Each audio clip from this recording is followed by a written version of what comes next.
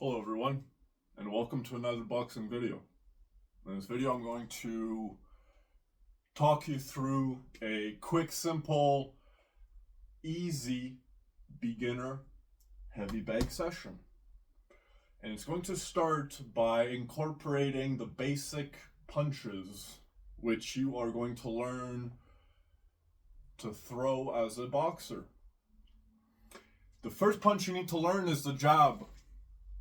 Because it's not just your distraction, it's your ability to keep your opponent at bay. Your jab is off always from your lead hand. Whether you be in southpaw, whether you be in orthodox, your jab is always from your lead hand. The reason being, your backhand, your power hand, is your last line of defense.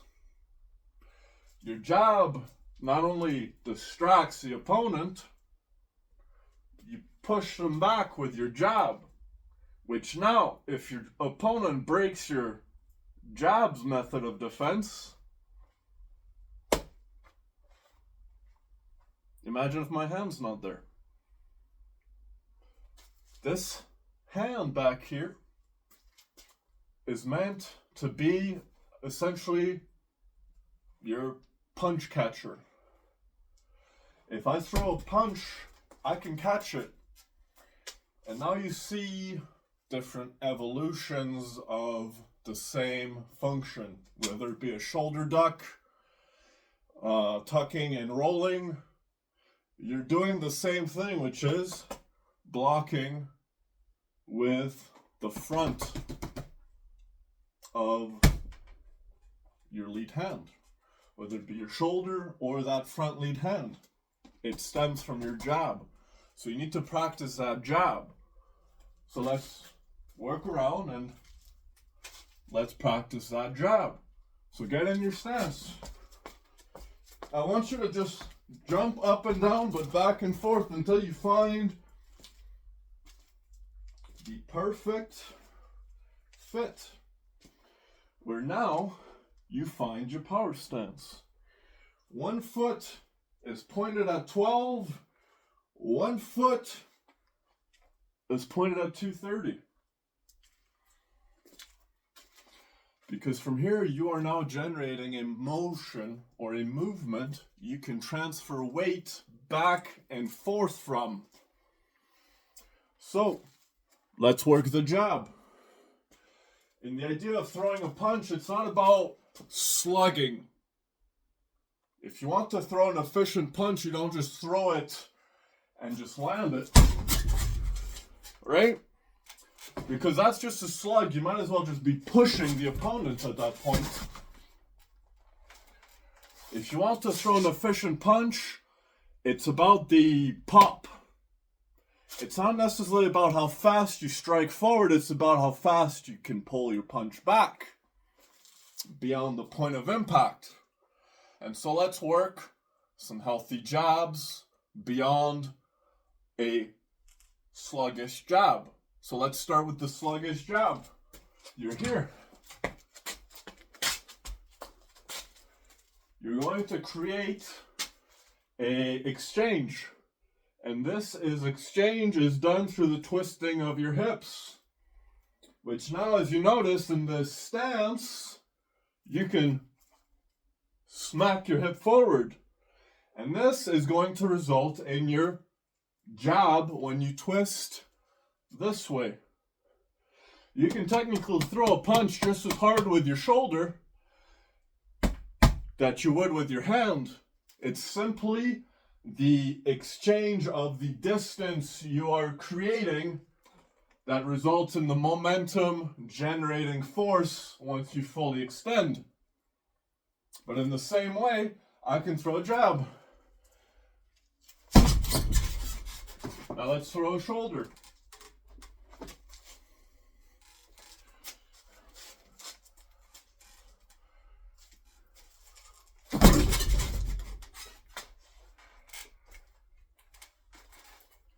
All I did was hit with my shoulder.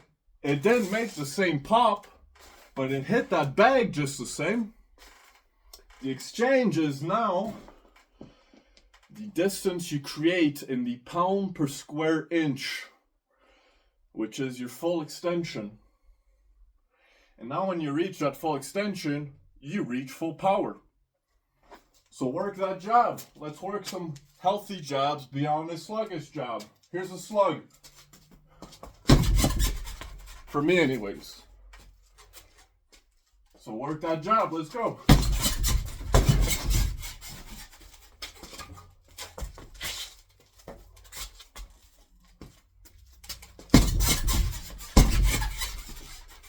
See, you're starting to slow down. That's a slug. You want that jab to be efficient, you pull back. So, how do you pull back? If you're pushing with your hip to smack your fist forward, you have to find a way to pull back. Twist the opposite way. It's a rather rapid twitch, resulting in quick twitch muscle fibers. This causes power. And now when you work this jab,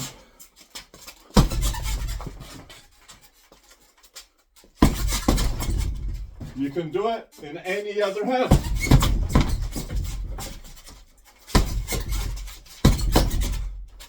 And then you switch stance, you can work that jab any hand. That's called a one. Your jab is your one. When you enter the combination world, you enter 1, 2, 1, 2, 3, 1, 1, 2, 1, 1, and so on. And with this, you can create your own combinations. You learn work for you. But it all starts from the jab, the one. Number 2, straight right. When you're throwing a straight right, however, you don't fight facing forward. You fight slightly turned to the side because you're creating distance away. Because see, if I stand in front of my opponent and he throws a punch, I can only fall back so much. But now if I turn to the side, not only can I do this, I can do this, and I'm still balanced, and I still have power. Because from here, if I'm sideways, in your stance, imagine if somebody was to push you like this, for example. Simply, you're facing forward and somebody just goes like this. You're going to fall back. But now, imagine if I swing this bag this way and I stand sideways. It doesn't move me. And that's 200 pounds swinging into me. Because you have now created leverage. A place of balance which you can move from. So work the right. And the right's going to look like this. Your power punch, whether it be in your southpaw or your orthodox. And in this stance, the same way you would twist forward this way, you're here. To throw a left, to throw a jab, you would twist this way. To throw a right, you're simply pushing off that back leg and you're stepping forward across your body. Because you're not facing forward.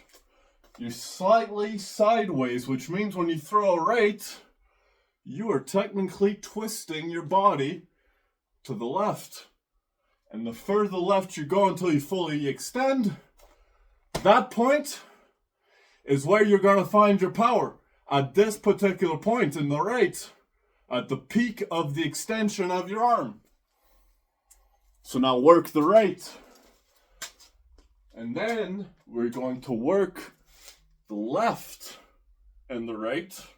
And then we're going to create combinations. So here's the right. You're here. Practice the right. practice it right. Practice it right. And you can hear the power difference from this to this. It's a more explosive blow. It's a power strike, which results in your ability to finish the opponent. But you can finish an opponent in different strikes. Now, your jab is meant to create the distraction. You're keeping them at bay, where you're also setting up the distraction of where your next blows are going to be, where you are drawing the opponent's hands first. Because see, if I throw a punch to the head, your hands are going to go here to block it.